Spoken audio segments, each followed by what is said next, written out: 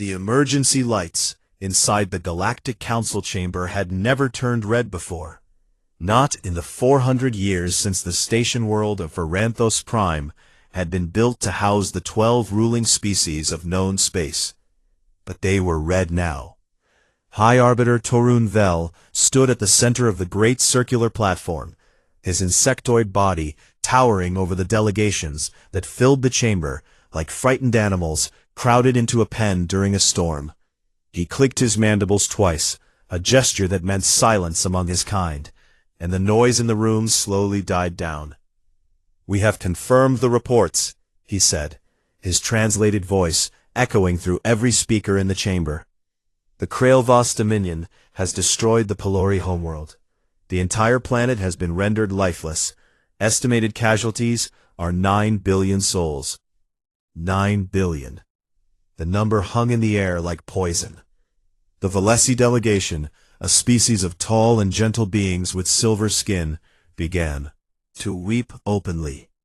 The Silanai ambassador covered all 4 of his eyes with his hands. The Dreth representative simply stared at the floor, as if the weight of that number had broken something inside him.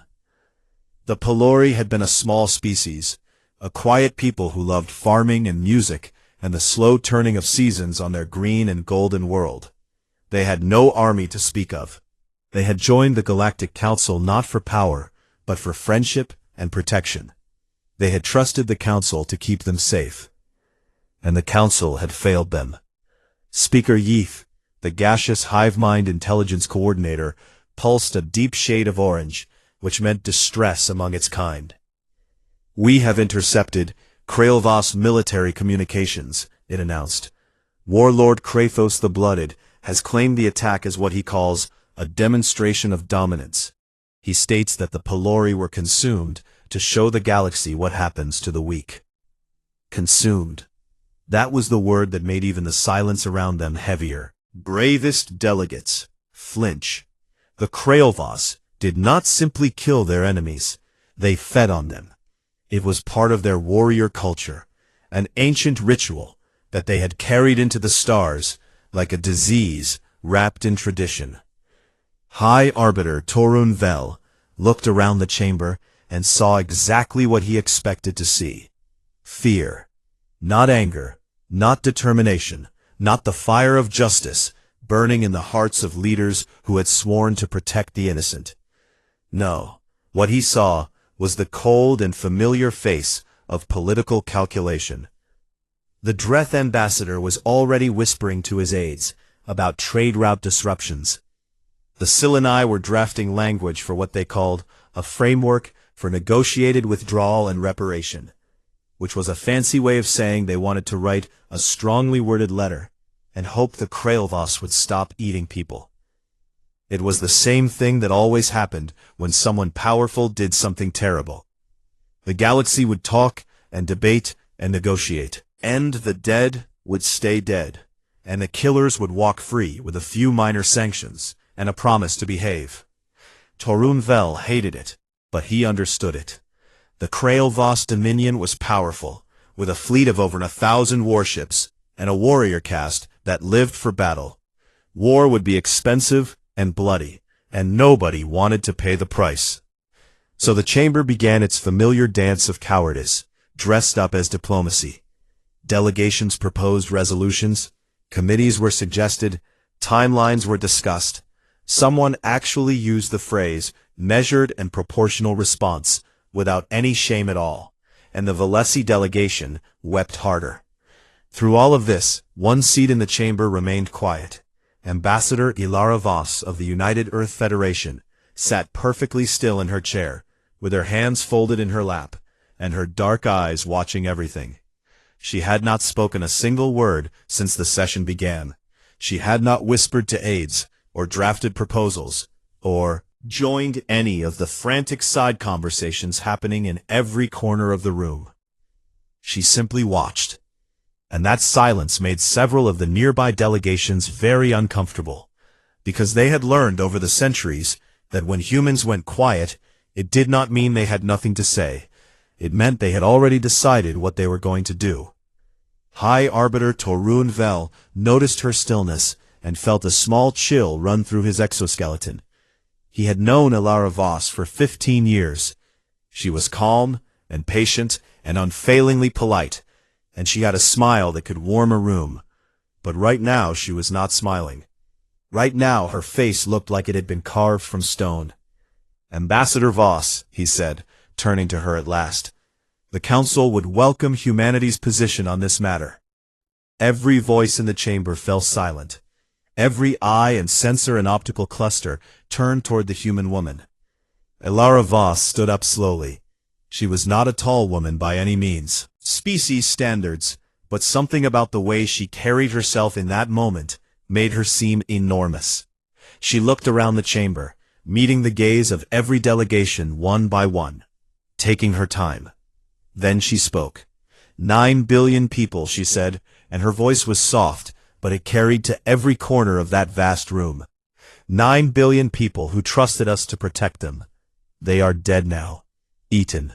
Not in some ancient war, not in some unavoidable catastrophe. They were murdered and consumed by a regime that did it to make a point. She paused and let the silence do its work. I have listened to this council discuss frameworks and negotiations and proportional responses for 2 hours now, and I want to be very clear about where humanity stands. She straightened her back and her eyes went hard. Humanity does not negotiate with those who eat the innocent. There will be no framework. There will be no measured response. There will be an answer. Walked toward the exit of the chamber. Her footsteps echoed in the stunned silence. Ambassador Voss, Torun Vel called after her, and for the first time in decades, his voice cracked with something that sounded like fear. "What does that mean?" She stopped at the door, but did not turn around. "It means exactly what it sounds like, High Arbiter. You should prepare your people for what comes next." And then she was gone. The chamber exploded into chaos. Species that had been calmly drafting resolutions moments ago were now shouting over each other. Speaker Yeath immediately began pulling classified files on human military capabilities and distributing them to every delegation with an urgency that bordered on panic. 3 hours later, every communication relay in the galaxy received an automated diplomatic broadcast from Earth's solar parliament. It was short, and it was cold, and it was addressed directly to the Krailvos Dominion. To the Krailvos Dominion, have committed genocide against a protected species of the Galactic Council. Humanity does not negotiate with killers. Prepare your response. High Arbiter Torun Vel read the broadcast, standing alone in his private chamber. His ancient hands trembled as he held the datapad. He had lived for 400 years, and he had seen wars and plagues and the rise and fall of empires, but he had never been truly afraid. He was afraid now. Not of the Krailvos, not of their warships or their warrior caste or their savage traditions. No, what frightened Torun Vel was something far worse. It was the look he had seen in Elara Voss's eyes, the absolute certainty, the complete absence of doubt. He had seen species go to war before. They always hesitated. They always calculated. They always left room for retreat and compromise and face-saving deals. But the humans were not calculating. They were not hesitating. They were not leaving room for anything. Decided, and the galaxy was about to find out what that meant. Liaison Dreeth of the Sileni Diplomatic Corps had been given what his superiors called a great honor. He was to travel to Earth and observe humanity's response to the Krailvos crisis and counsel restraint where possible. He arrived at the Solar Parliament building in Geneva, expecting to find what he always found when visiting alien governments during a crisis: chaos and division, and politicians screaming at each other while nothing got done. Every species in the galaxy had factions that disagreed with each other, and those factions always slowed things down. It was the natural order of democratic governance, and Dreeth was counting on it to buy the council time to negotiate. What he found instead made his 4 hearts beat in a rhythm he had never felt before. The Solar Parliament was not divided. The vote to authorize military action against the Krailvos Dominion had passed with a number that Dreeth had to read 3 times before he believed it. Unanimous. Every single representative from every nation, colony, and orbital habitat had voted the same way. Left and right, conservative and progressive, Earthborn and deep space colonial. They had all looked at the reports from the Pelori homeworld, and they had all arrived at the same conclusion. There was no debate happening in the parliament halls.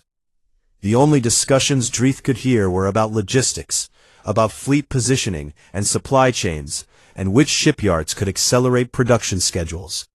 The politicians were not arguing about whether to act. They were arguing about how fast they could act. Dreeth sent his first report back to the council that evening, and his hands shook as he typed it. "There is no division here," he wrote. "They are unified in a way I have never seen in any species. I do not believe counseling restraint will be effective." The next day he was taken to Titan Anchorage, the massive military staging ground orbiting Saturn's largest moon, and what he saw there made his earlier fear seem small and childish. Ships filled the space around the station like a swarm of metal insects, hundreds of warships in every size and configuration being loaded with weapons and supplies and soldiers. Transports moved between them in precise patterns that looked almost like a dance, each one knowing exactly where it needed to go. The whole operation ran with a smoothness that suggested it had been rehearsed many times before. Admiral Konstantin Okafor met him at the observation deck. The human was tall and broad-shouldered, with dark skin and gray hair cut close to his skull, and eyes that were calm in a way that Dreeth found deeply unsettling. He spoke softly and moved slowly, and there was nothing about him that suggested aggression or anger. That was the part that scared Dreeth the most. "Admiral," Dreeth said, trying to keep his voice steady, as he watched another carrier group power up its engines. Outside the observation window, the Council has asked me to convey their hope that diplomatic solutions can still be explored. The Krailvos are powerful, and war would be costly for everyone involved. Surely there is room for negotiation. Okafor looked at him for a long moment, with an expression that was not hostile, but was somehow worse than hostility. It was the look of someone who had heard a child say something innocent and foolish. "Come with me," the Admiral said. "I want to show you something." He led Dreeth through the station to a corridor that was different from the rest. It was quieter, and the walls were made of dark stone instead of metal. And along both sides stretched a wall of names, thousands upon thousands of names, carved into the rock with dates and places written beneath them. "This is the Memorial of Lessons," Okafor said. "Every name on this wall represents a failure, a time when humanity knew something terrible was happening and chose to negotiate instead of act, or looked away instead of intervening, or decided that the cost of stopping evil was too high." He stopped in front of one section and pointed to a cluster of names. Rwanda, 1994. 800,000 people were murdered in 100 days, while the rest of the world debated definitions and argued about whether it qualified as genocide. They negotiated, they discussed, they formed committees, and while they talked, people were being hacked to death with machetes. He moved to another section. The Holocaust. 6 million Jews and millions of others systematically exterminated, while nations that could have acted sooner chose diplomacy and appeasement. They negotiated with the killers, they signed agreements, they believed promises, and the trains kept running to the death camps. Dreeth watched as Okafor walked the length of the wall, stopping at name after name, place after place: Armenia, the Holodomor, Cambodia, Bosnia, Darfur, the Uyghur camps. Each one was a story of people who died while others talked about saving them. "Every species in the galaxy looks at war and sees cost," Okafor said quietly. "And they are not wrong. War is terrible, But we look at this wall, and we see what happens when you let costs stop you from doing what is right. We see the price of hesitation, and it is always paid in innocent blood. He turned to face Dreeth, and his calm eyes held something ancient and heavy, a grief that had been passed down through generations, like a scar that never fully healed. The Pelori trusted the Council to protect them. The Council failed, just like we failed the Tutsis, and the Jews, and the Cambodians, and all the others whose names are on this wall. We know what that failure looks like. We know how it feels to look back and ask ourselves why we did not act sooner. And we swore as a species, never again. Dreeth stood in that corridor, surrounded by the carved names of the dead, and he finally understood. Something that no intelligence briefing had ever been able to explain to him. Humanity did not go to war because they were aggressive or because they loved violence. They went to war because they remembered what happened when they did not. Back on Varanthos Prime, Speaker Yeath had been working without rest for 3 days, compiling a classified briefing for the Council, titled Human Conflict Doctrine, a Risk Assessment. When it was finally distributed to the delegations, several ambassadors had to stop reading halfway through because their species equivalent of nausea had overtaken them. The briefing laid out in cold and precise terms how humanity waged war, and it was nothing like what the Council species were used to. Most galactic conflicts followed a pattern of escalation, negotiation, limited engagement, ceasefire, and treaty. Battles were fought with the understanding that both sides would eventually sit down and talk. Wars ended when the cost became too high for one side to continue. Humanity did not follow this pattern. When humans committed to a war of principle, they did not scale their response to match the enemy. They scaled their response to ensure the enemy could never do it again. They did not fight to negotiate from a position of strength. They fought to make negotiation unnecessary. They did not seek a balance of power. They sought the complete and permanent removal of the threat. The briefing included a statistical analysis that made High Arbiter Torun Vel set down the datapad and stare at the wall for a very long time. In all of recorded human history, no nation or faction or regime that had committed genocide against a population humanity considered under its protection had survived intact. Not one. Every single one had been dismantled or destroyed or so thoroughly defeated that it ceased to exist as a functioning power. Every single one. And now humanity had declared the Pelori to be under its protection after the fact, which meant the Krailvos Dominion had just become the next name on a very long and very final list. Dreeth sent his last report from Titan Anchorage on his final night before returning to the Council. He encrypted it with the highest security protocols available and addressed it directly to High Arbiter Torun Vel. "Do not attempt to intervene," he wrote. "Do not stand between them and the Krailvos. I have looked into their eyes. They are not angry. That is what frightens me. An angry species can be calmed, can be reasoned with, can be made to see alternatives. These humans are not angry. They are resolved. They have looked at the Pelori dead, and they have seen their own history staring back at them, and they have decided that this time they will not be too late." He paused before adding one final line. "May the stars have mercy on the Krailvos, because humanity will not." On the throne world of Char Voktis, deep inside the fortified war palace that had stood for 1,000 years, Warlord Krathos the Blooded sat on a seat made from the bones of conquered enemies and laughed. He laughed so hard that the sound echoed off the stone walls and made his guards shift nervously, because when Krathos laughed, it usually meant someone was about to die. But this time, he was laughing at a message, the diplomatic broadcast from Earth's solar parliament that had been delivered to him 6 hours earlier. "Read it again," he commanded his communications officer. The officer, a scarred Krailvos soldier with one eye missing, read the broadcast aloud once more. "To the Krailvos Dominion, you have committed genocide against the protected species of the Galactic Council. Humanity does not negotiate with killers. Prepare your response.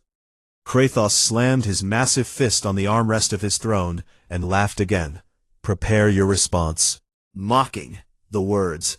These little soft creatures with their short lives and their fragile bones dare to threaten the Kraelvos.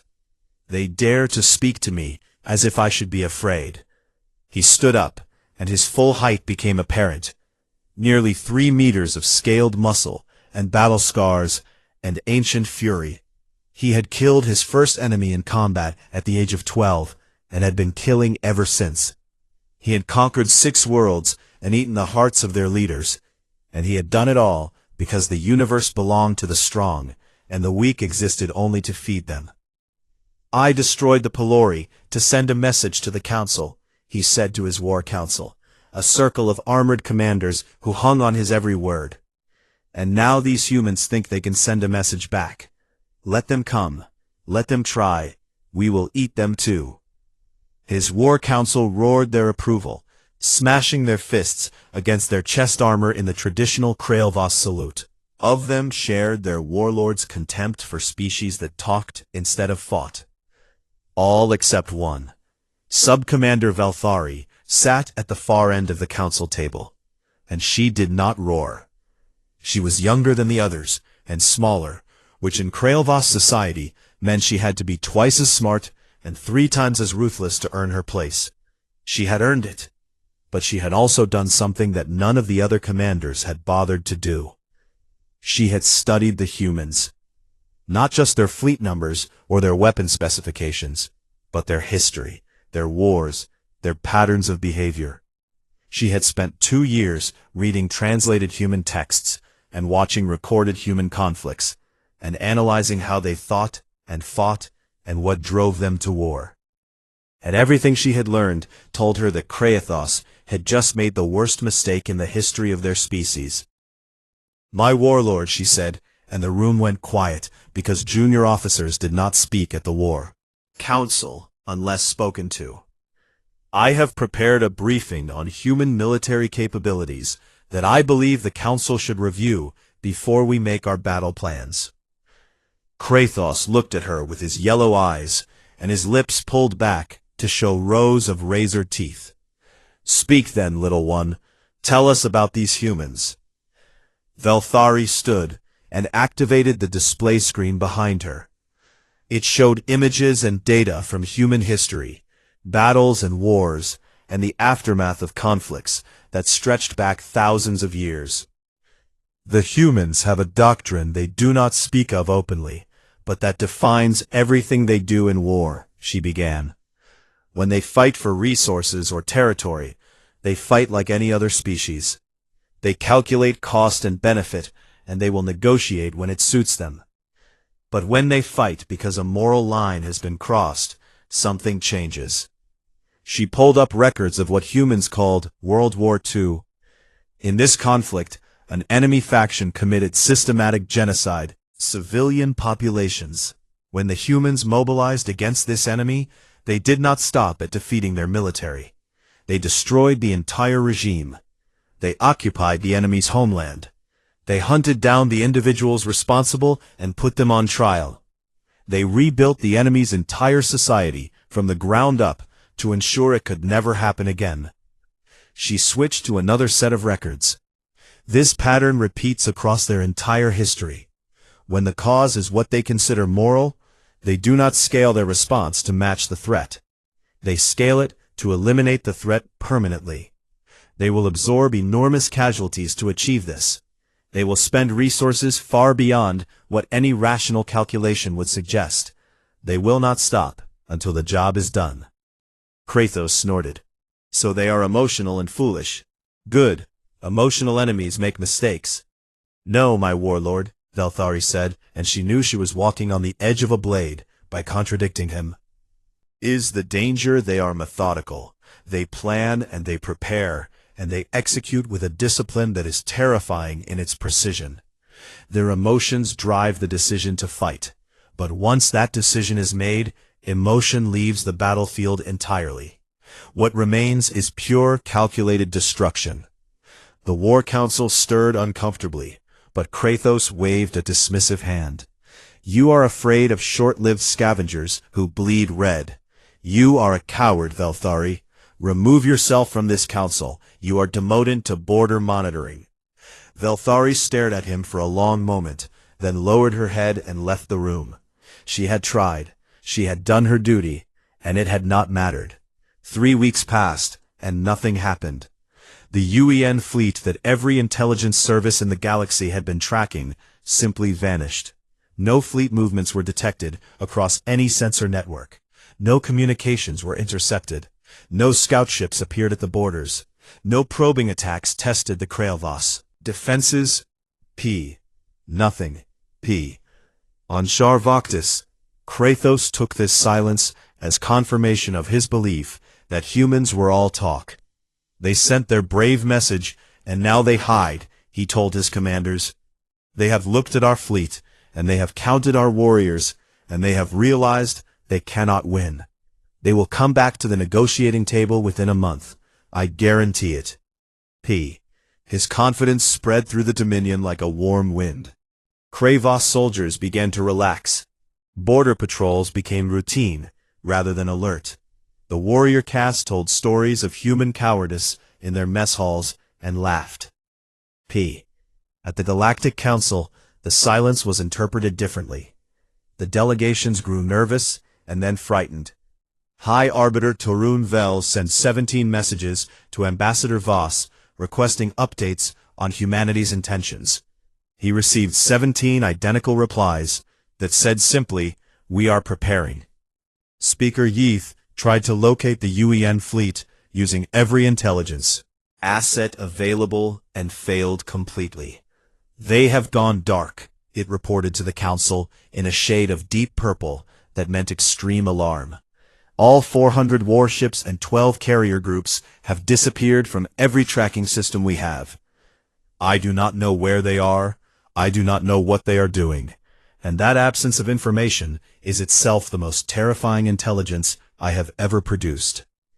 Behind the veil of silence, humanity was doing exactly what it always did before delivering a decisive blow.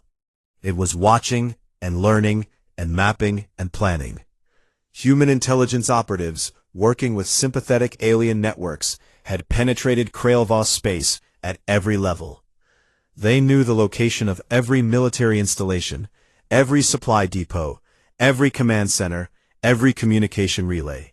They knew the patrol schedules of every Krailvos warship. They knew the names of every officer in the chain of command, and where they slept at night. Command Center, aboard the UEN flagship, Remembrance, and reviewed the operation plan for the 100th time. He was not in a hurry. A rushed operation meant mistakes, and mistakes meant unnecessary deaths, both human and Krailvos civilian. He would not move until every variable had been accounted for, and every contingency had been planned for. His staff had learned not to pressure him. A junior officer had once asked when they would attack, and Okafor had looked at him with those impossibly calm eyes, and said, "We will move when we can do this right." Not one day before. The Council sent one final delegation to Ambassador Voss on Varanthos Prime, begging her to accept a ceasefire framework. 3 senior ambassadors from 3 different species presented their proposal with all the diplomatic skill they could manage. Voss listened politely to every word. When they finished, she was quiet for a moment before she responded. "The Pelori cannot accept a ceasefire," she said. "Dead. We will speak for them now." On the 42nd day after the broadcast, without any warning or announcement or declaration, the UEN fleet appeared. Not at one location, but at 7 simultaneously. 438 warships and 12 full carrier groups emerged from slipspace at 7 different points along the Krailvos border in perfect, synchronized formation. They did not broadcast demands. They did not issue ultimatums. They did not open communication channels. They simply arrived, weapons armed, and shields raised, in absolute silence. On her border monitoring station, Sub-Commander Valthari watched the sensor feeds as 7 sections of space suddenly filled with human warships appearing out of nothing, like ghosts made of metal and fury. Her scales went pale, a Krailvoss sign of mortal terror. She whispered to the empty room around her, knowing that no one was listening and that it would not matter even if they were. Afraid. They were aiming. The first Krailvoss border fortress fell in 11 minutes. It was a massive structure, a moon-sized battle station, bristling with weapons platforms and shielded by 3 layers of energy barriers. That the Krailvoss military had boasted could withstand any assault for months. It was supposed to be the first line of defense, the place where any invading fleet would break itself against Krailvoss strength. The UEN battle group, assigned to that sector, did not attempt to break through the shields. They did not fire a single shot at the fortress itself. Instead, they launched a wave of precision electronic warfare strikes that shut down the station's targeting systems, then slipped past it entirely, heading straight for the supply lines behind it. In 11 minutes, the fortress went from an unbreakable wall to a useless rock floating in space. Fully armed, but completely blind, with no supplies coming and no communications going out. Fortress sent a desperate signal to Charvoctis using a backup transmitter. They are not attacking us. They are ignoring us. They are already past us. That message was the last clear communication the Krailvoss military chain of command would receive for the next 3 days. Admiral Okafor had designed the operation around a concept that human military theorists had refined over centuries of warfare. He did not want to defeat the Krailvoss military in battle. He wanted to make the Krailvoss military irrelevant. The UEN fleet moved through Krailvoss space like water flowing through cracks in stone. They did not engage the enemy's main battle fleets head-on. Instead, they struck at everything that made those fleets function: the shipyards that repaired their ships, the communication relays that carried their orders, the supply depots that fed their soldiers, the orbital platforms that coordinated their defenses. Each target was hit with surgical precision by task forces that arrived unannounced, completed their mission in minutes, and vanished before the nearest Krailvoss response fleet could react. The humans moved faster than the Krailvoss could think, and struck harder than they could adapt to. On the Galactic Council observation post, positioned safely outside the conflict zone, High Arbiter Taruan Vel and the assembled delegations watched the war unfold on their long-range sensors, and what they saw did not match anything in their understanding of how wars were fought. The Valesi ambassador was the first to notice it. "They are not targeting population centers," she said, her silver face drawn with confusion. "Look at the strike patterns. Every hit is a military target. Shipyards, weapons depots, command stations. They are avoiding every city, every civilian habitat, every non-military structure." Speaker Yeath confirmed this with a detailed analysis. In the first 48 hours of combat, the UEN has executed over 300 precision strikes across 27 star systems. 0 strikes have targeted civilian infrastructure. 0. The statistical probability of this being accidental is effectively impossible. They are doing this deliberately. The Dreth ambassador shook his large head. "That makes no sense.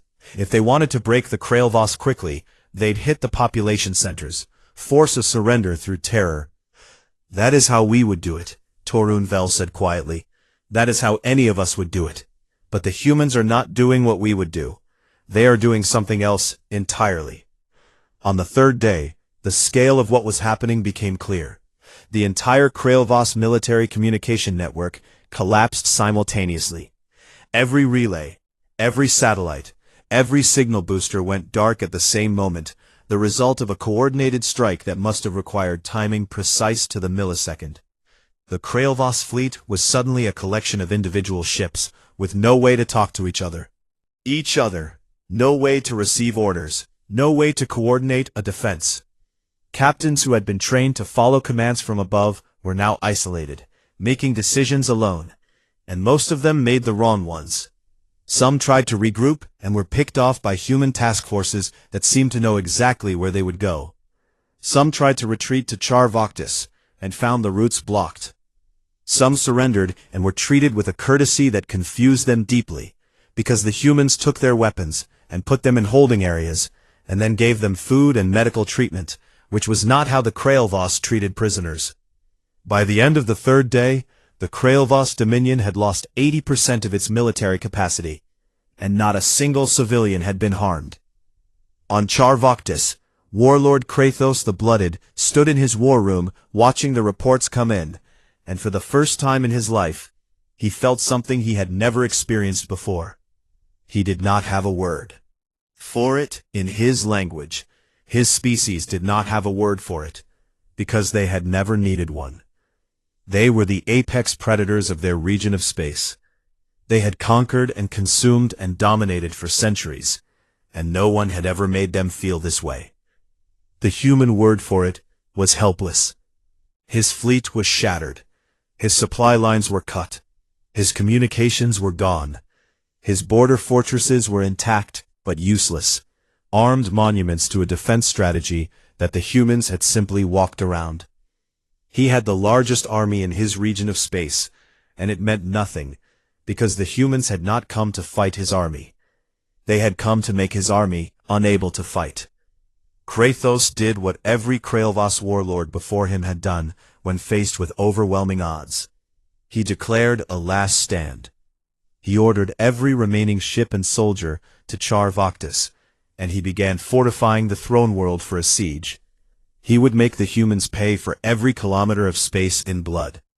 Homeworld into a fortress that would take years to crack. It was a bold and dramatic plan, and Admiral Okafor ruined it completely by ignoring Charvoctis entirely. The UEN fleet bypassed the throne world as if it did not exist.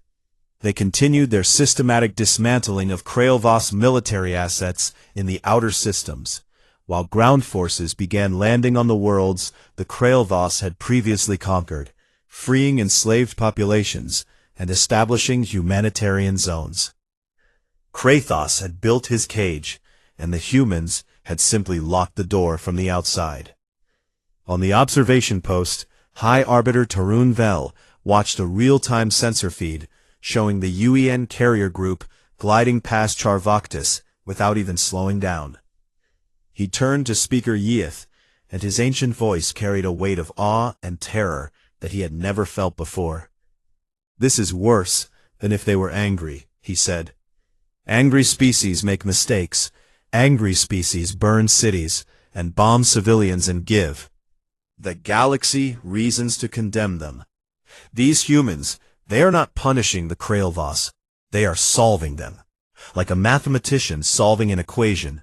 They are removing every variable that allows the Krailvos to threaten anyone ever again. And they are doing it without rage, without cruelty, without excess." He paused, and his mandibles clicked in a pattern that meant deep unease. "I have lived 400 years, and I have never seen anything this frightening." 72 hours after the first strike, it was over. Not because the Krailvos had surrendered, but because they had nothing left to fight with. Their fleet was destroyed or captured. Their supply infrastructure was gone. Their communication network was dead. Their conquered worlds had been liberated. The only Krailvos military force still intact was the one trapped on Charvoctis, surrounded by a UEN blockade that let food and medical supplies in, but let nothing else out. Krathos the Blooded, warlord of the Krailvos. Dominion, conqueror of 6 worlds, eater of the hearts of kings, sat in his throne room, surrounded by an army that had nowhere to go and nothing to fight, and finally attempted to do what every other species in the galaxy would have done from the beginning. He tried to negotiate. His surrender offer was transmitted on every frequency he could reach. He offered terms. He offered concessions. He offered territory. He offered to release prisoners and pay reparations. He offered everything he had left to give. Admiral Okafor's reply was transmitted on an open channel so that every species in the galaxy could hear it. It was one sentence long. Surrender is accepted from soldiers. You are not a soldier. You are a war criminal. You will be collected. 12 hours later, a team of UEN Special Forces breached the walls of the War Palace on Char Vaktis. They moved through the corridors with a speed and precision that the Krailvos guards could not match. Were stronger. The Krailvos were physically far more powerful. But because the humans fought as a unit, each soldier knowing exactly where every other soldier was and what they were doing, moving like fingers on a single hand. They found Kratos in his throne room. He had his ceremonial blade drawn, and he was ready to die in combat, because that was the Krailvos way. The human team leader, a woman half his size, looked up at him and said, "You do not get to die a warrior. You killed 9 billion people, and you are going to stand trial for every single one of them. Put the blade down." And Kratos the Blooded, who had never known fear, looked into her eyes and saw something there that broke him. It was not hatred or rage or bloodlust. It was certainty. The absolute unshakable certainty of someone who knew they were doing the right thing. He dropped the blade. 6 months after the fall of the Krailvos Dominion, the galaxy was still trying to understand what had happened. It was not the war itself that haunted them. Wars happened in every century and in every corner of known space. Species fought over territory and resources and ideology and pride. And the galaxy had grown accustomed to the rhythm of conflict, the build-up, the battles, the negotiations, the treaties, the uneasy peace that followed. What haunted them was the way it had been done. The Krailvos Dominion was not destroyed. It was dismantled, taken apart piece by piece with the care and precision of a surgeon removing a tumor. The military caste was disbanded, and its members were given the choice between peaceful reintegration into civilian life or imprisonment.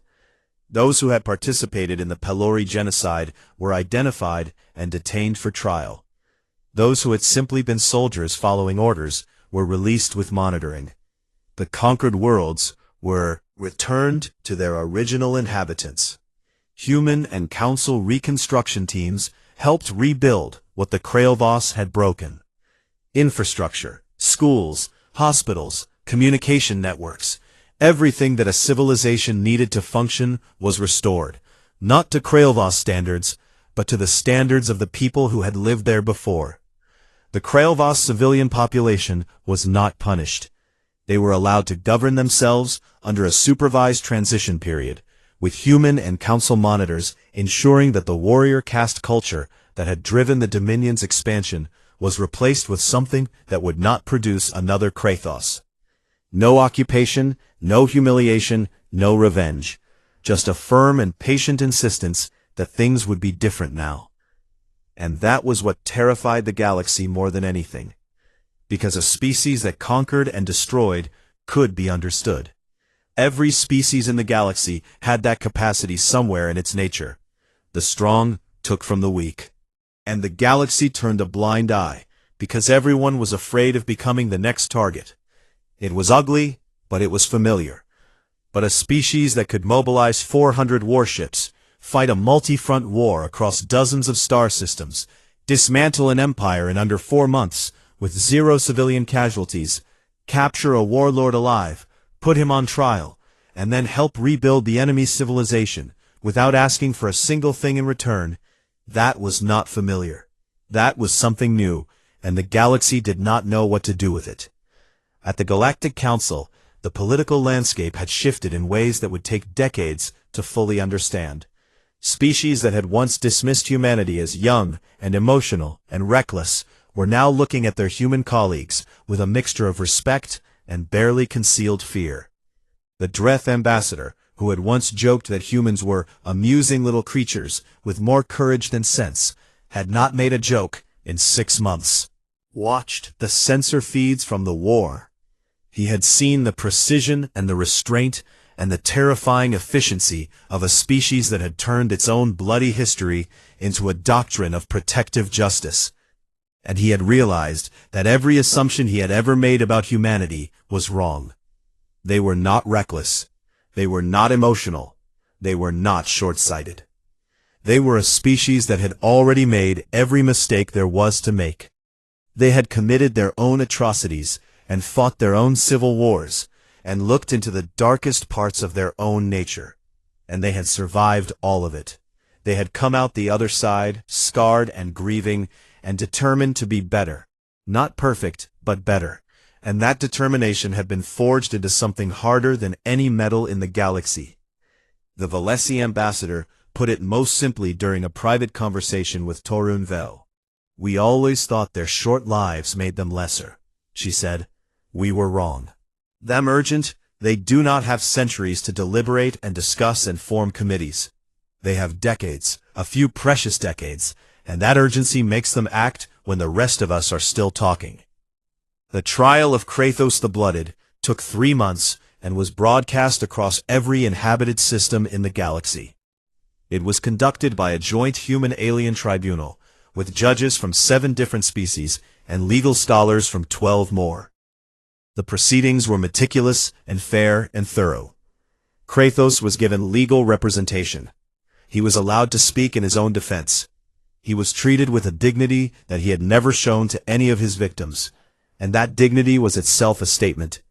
It said that humanity did not believe in lowering itself to the level of those it fought against, that justice was not revenge and punishment was not cruelty. He was found guilty of genocide and crimes against sentient life, and sentenced to permanent imprisonment on a facility designed specifically for war criminals of galactic significance. He would live out the rest of his long life in a cell with adequate food and medical care, and no way to ever hurt anyone again. Some species thought the sentence was too lenient. They wanted execution. They wanted the kind of spectacular and brutal end that would serve as a warning to others. Ambassador Alara Voss addressed this criticism in her final speech to the Galactic Council, a speech that would be studied in diplomatic academies for centuries to come. She stood at the same podium where she had declared humanity's refusal to negotiate 6 months earlier. She was wearing the same simple dark suit. She looked tired in a way that had nothing to do with lack of sleep, and everything to do with the weight of what she carried. "I know that some of you wanted Kratos dead," she began, and her voice was quiet but steady. "I understand that impulse. There is a part of every human that wanted it too, are not above anger or the desire for revenge." She paused and looked around the chamber, meeting the eyes of every delegation. "But we did not come this far by giving in to that impulse. We came this far by learning from the times when we did. Every atrocity in our history taught us something, and the hardest lesson was this: killing a tyrant is easy. Building something better in the ashes is the real work. Revenge feels like justice, but it is just another kind of destruction, and we have had enough destruction to last us forever." She took a breath, and when she spoke again, her voice was softer. "I want to talk about the Pelori," she said. "Not about how they died. Everyone in this chamber knows how they died. I want to talk about how they lived." And she did. She talked about Pelori music, the way their songs used harmonics that no other species could replicate. She talked about their agriculture, the living gardens that covered their world in patterns visible from orbit. She talked about their children, the way Pelori young would hold hands in long chains and walk through fields singing to make the crops grow. A tradition that was more spiritual than scientific, but that they loved with all their hearts. She talked about a Pelori poet whose work she had read in translation, a poet who wrote about the beauty of rain and the kindness of strangers and the simple joy of sharing a meal with someone you loved. "These are the things that were destroyed," Voss said. "Not just 9 billion lives, but a way of seeing the universe, a way of being alive that was gentle and beautiful and irreplaceable. We cannot bring any of it back. No amount of justice or vengeance can undo what was done.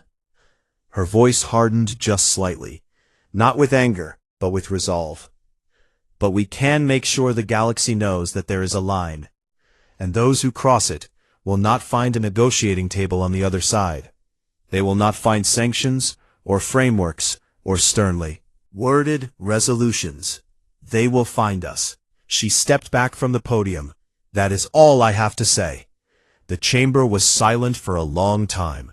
3 weeks later, Admiral Konstantin Okafor retired from active service. He had led the most decisive military campaign in galactic history, and he wanted no part of the fame that came with it. He declined every interview and every award and every invitation to speak at academies and conferences. Instead, he traveled alone to the Pelori homeworld. The planet was still dead. The atmosphere had been stripped away by the Krailvas bombardment, and the surface was a gray and lifeless waste that stretched from horizon to horizon. Nothing grew, nothing moved. The wind carried no sound because there was no air left to carry it. On the surface, near what had once been the largest Pelori city, a memorial had been built by human engineers and artists working alongside survivors from Pelori colony worlds.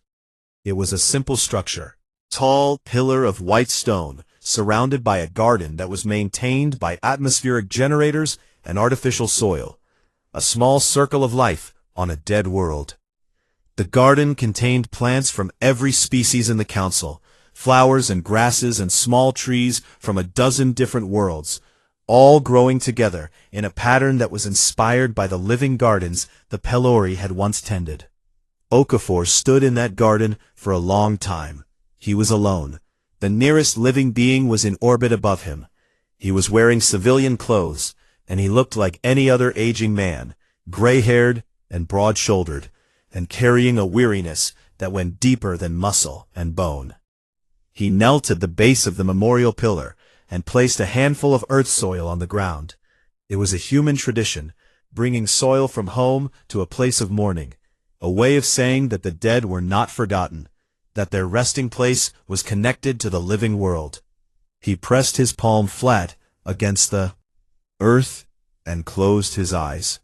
He stayed like that for a very long time.